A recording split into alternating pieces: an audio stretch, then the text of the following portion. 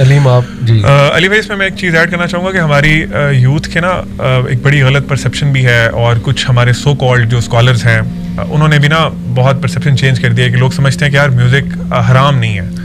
بہت سی یوتھ جس طرح بھی ہماس کہہ رہے تھے ڈینائل فیس ہوتا ہے, تو اس میں وہ اپنے آپ کو نا یہ جسٹیفیکیشن دے رہے ہوتے ہیں کہ میوزک حرام نہیں ہے, ہو سکتا ہے مکروہ ہو یا مطلب ڈفرینٹ اس کی وہ نا اپنی تعویلات پیش کرتے ہیں. میں کچھ چیزیں نا قرآن سے ایک تو آیت کوٹ کرنا چاہوں گا, بالکل کریں, جس میں اللہ تعالیٰ نا بالکل کلیئر فرما رہے ہیں. اللہ تعالیٰ فرما رہے ہیں وَمِنَ النَّاسِ مَن يَشْتَرِي لَهْوَ الْحَدِيثِ لِيُضِلَّ عَن سَبِيلِ اللَّهِ. صحیح. اللہ تعالیٰ فرماتے ہیں کہ انسانوں میں سے کچھ لوگ ایسے ہیں جو کہ نا فضول آئیڈل ٹاکس, فضول چیزیں خریدتے ہیں تاکہ وہ لوگوں کو اللہ کے رستے سے گمراہ کریں. صحیح.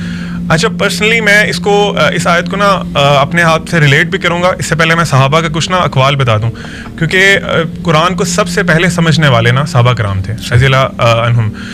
آپ صلی اللہ علیہ وسلم نے ان کو سکھایا, آپ صلی اللہ علیہ وسلم ان کے ٹیچر تھے, تو سب سے بیسٹ جو انٹرپریٹیشن ہے وہ انہی کی ہے.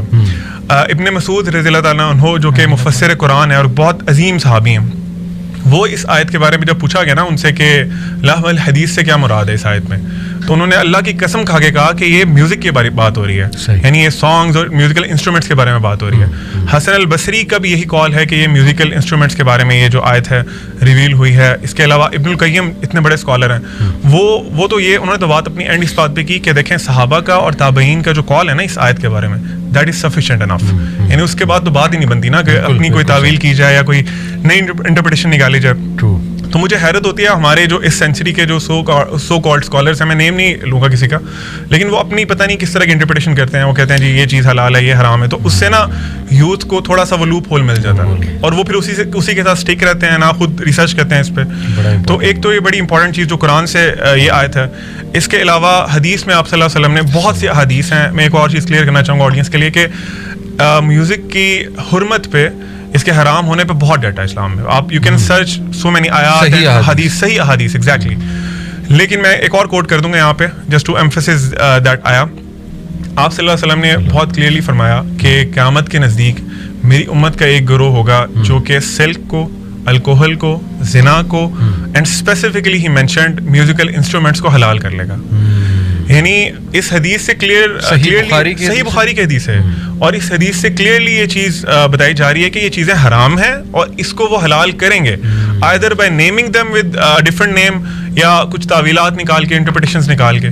تو میں دیکھیں ہم لوگوں کے لیے نا بینگ اے مسلم, علی بھائی اللہ تعالیٰ کی بات جو ہے نا اور آپ صلی اللہ علیہ وسلم کی بات سفیشینٹ, یعنی ہمیں میں سمجھتا ہوں کہ ریسرچ کی بھی ضرورت نہیں ہے. ہمیں سائنس سے لاجک لا کے آپ لوگوں نے ماشاء اللہ بڑے اچھے ریزننگ بتائی, لاجکس بتائے, لیکن میں سمجھتا ہوں بینگ اے بلیور ہمیں سائنس کی نا ہم محتاج نہیں ہیں. بالکل ایسے ہی ہمیں اللہ تعالیٰ نے جو فرما دیا وہ بالکل ٹھیک فرمایا. صحیح کہہ رہے ہیں. تو میں یہ بتانا چاہ رہا تھا کہ یہ جو چیزیں ہیں ہمیں تھوڑی سی ریسرچ کرنی چاہیے میوزک کے حوالے سے, اگر ہم اس کو چھوڑنا چاہتے ہیں. بالکل ٹھیک. تو قرآن میں حدیث میں کلیئر ایویڈنسز موجود ہیں کہ this is not permissible in any form and shape. میں آپ کو اپنا ایکسپیرینس بتا دوں, میں نے میوزک کیسے چھوڑا تھا.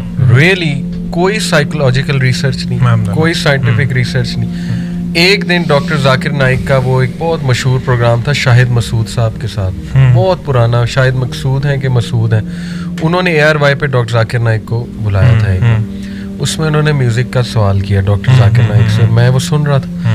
انہوں نے کہا یہ حرام ہے, آگے حدیث کوٹ کر دی جو آپ, بلیو یو می کہ that was enough for me, الحمدللہ.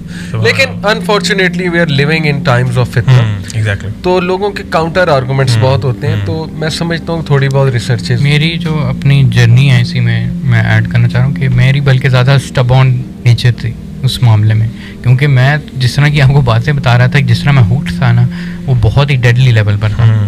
تو ہوا یہ کہ میرے اپنے دوست ہیں ماشاء اللہ, جواد بھائی, ٹھیک ہے نا, اللہ تعالیٰ انہیں مطلب کیا کہتے ہیں ہدایت دے اور دین کی طرف آئیں. انہوں نے میرے لیے نا یہ چینج کا پروسیس بنے تھے. ہوا یہ تھا کہ میں اور میرے دوست مغیرہ بھی میرا دوست تھا, اور ہم میں ڈبیٹ کرتا تھا اس سے. میں نے کہا یہ کیسے ہو سکتا ہے, یہ نہیں ہے, یہ وغیرہ وغیرہ, اور ہماری وہ لگتی ہوتی تھی. تو مجھے یاد ہے کہ میں انٹرنیٹ پہ بیٹھا ہوا تھا اور میں کہہ رہا تھا یہ ہو ہی نہیں سکتا, یہ حدیث اس طرح نہیں ہو سکتی, یہ وہ. اب ایک دم سے ہماری کنورسیشن چل رہی ہے نا, اور میں تو فل مطلب اس میں اپنی ایگو میں آ کے وہ کر رہا ہوں, فائٹ کر رہا ہوں. ایک دم سے نا جواد نے لکھا, ٹھیک ہے یار تمہیں اللہ تعالیٰ سے ڈر نہیں لگتا ہوگا, ٹھیک ہے نا, یہ حدیث ہے تمہارے سامنے, یہی جو آپ نے حدیث کوٹ کیا. انہوں نے کہا مجھے اللہ سے ڈر لگتا ہے, آگے آپ جو کرنا کرو. اس نے جیسے اس طرح اپنے آپ کو بری کر کے نا وہ کہتے ہیں کہ بھائی کرو تم, لیکن مجھے اللہ سے ڈر لگتا ہے, ٹھیک ہے نا. اس نے نا مجھے نا میرے ہاتھ اس طرح لرزنا شروع ہو گئے اس وقت, اور میں سے رہ کے کہ میں کیا کروں, کیا میں اللہ تعالیٰ سے لڑائی کر رہا ہوں. وہ ایک قسم سے میرے لیے نا فلپ پوائنٹ تھا. And that should be enough for a Muslim. اور وہ پھر اور اوپر سے پھر بعد میں مجھے احساس ہوا کہ دیکھیں دین کے اندر نا ایک اور چیز ہوتی ہے جسے کہتے ہیں ایپسٹیمک لاجک. وہ یہ ہوتی ہے کہ فار ایگزامپل انٹیویشن ہوتی ہے چیزوں کی.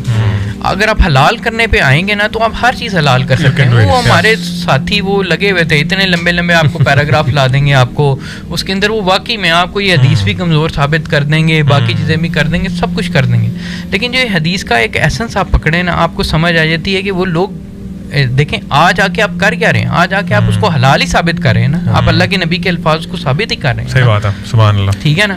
And this should be the most. اس کے آگے میں نہیں سمجھتا کہ وہ جو آپ کی انٹیوٹیو نیچر جو جس طریقے سے اللہ تعالیٰ وہ آپ کو بتا دیتا ہے نا بات, اگر آپ وہ اپنی انٹیوشن کے ساتھ الائن ہے نا, آپ کو سمجھ آ جائے گی. اگر آپ سمجھدار ہو آپ کو سمجھ آ جائے گی. You have to stay back. آگے یہ چیزیں جتنی بھی وہ مینٹل جمناسٹکس ہیں, کیونکہ ہم یوتھ کو بتانا چاہتے ہیں کہ ہم نے دونوں سائڈ دیکھی.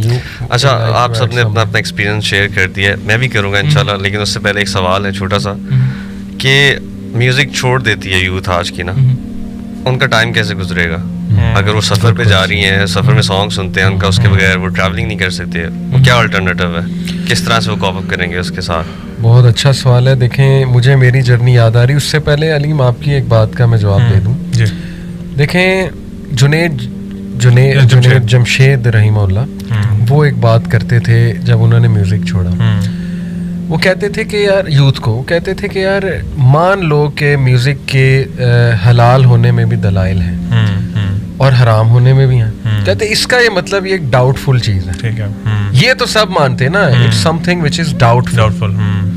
تو وہ کہتے ہیں وہی حدیث لے لو کہ نبی اکرم صلی اللہ علیہ وسلم نے فرمایا کہ جو ڈاؤٹ فل کو چھوڑ دے وہ حرام سے بھی بچ جائے گا, اس نے اپنا دین بچایا. اس کے علاوہ اس میں ایڈ کرنا چاہوں آپ کسی بات میں کہ ایک حدیث کا مفہوم اس طرح بھی ہے کہ اللہ تعالیٰ کی جو زمین ہے نا, وہ جس طرح ایک بادشاہ کی چراگاہ نہیں ہوتی اس طرح, اس میں کچھ چیزیں ہیں وہ کلیئرلی حلال ہیں, کچھ چیزیں ہیں وہ کلیئرلی حرام ہیں, اور ان دونوں کے درمیان گرے ایریا ہے.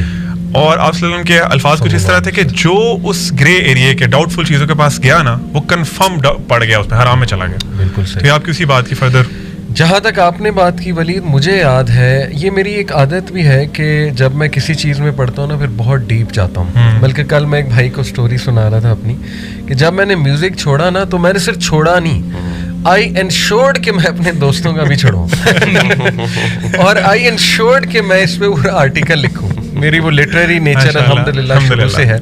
میں نے اس میں 40 پیج کا آرٹیکل لکھ چھوڑا اس دور میں, 2007 کی بات ہے. اور میں جیسے وہ مجھے یاد آتا ہے, کمپیئر تو نہیں ہم کر رہے ہیں, ہم تو صحابہ کی خاک کے بھی برابر نہیں ہیں, لیکن کوئی صحابہ کو جب دین ملتا تھا نا تو وہ گلی گلی دروازے کھٹکھٹا کے, جیسے حضرت عمر صلی اللہ علیہ وسلم انہوں نے کہا میں نے اسلام قبول کر لیا, ہر ایک کا دروازہ کھٹکھٹا کے, آئی انشورڈ کہ میں ہر اپنے دوست کا دروازہ کھٹکھٹا کے اسے وہ آرٹیکل دوں. اس دور میں MIRC تھا, وہاں پہ میں نے پھیلا دیا اپنا آرٹیکل, بڑا کاؤنٹر آیا, بڑا کچھ, لیکن ہم فل آگے سے فائٹ کرنے کے لیے تیار ہیں.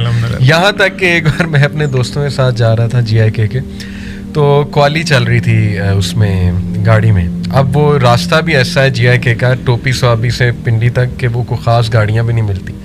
اتنا الحمدللہ اس ٹائم پہ ایمان اب تھا, میں نے کہا جی اتارو مجھے, میں نے نہیں بیٹھنا. پہلے کہا میوزک بند کرو, کہتے نہیں کرنا. میں نے کہا بس پھر مجھے یہاں پہ اتار دو.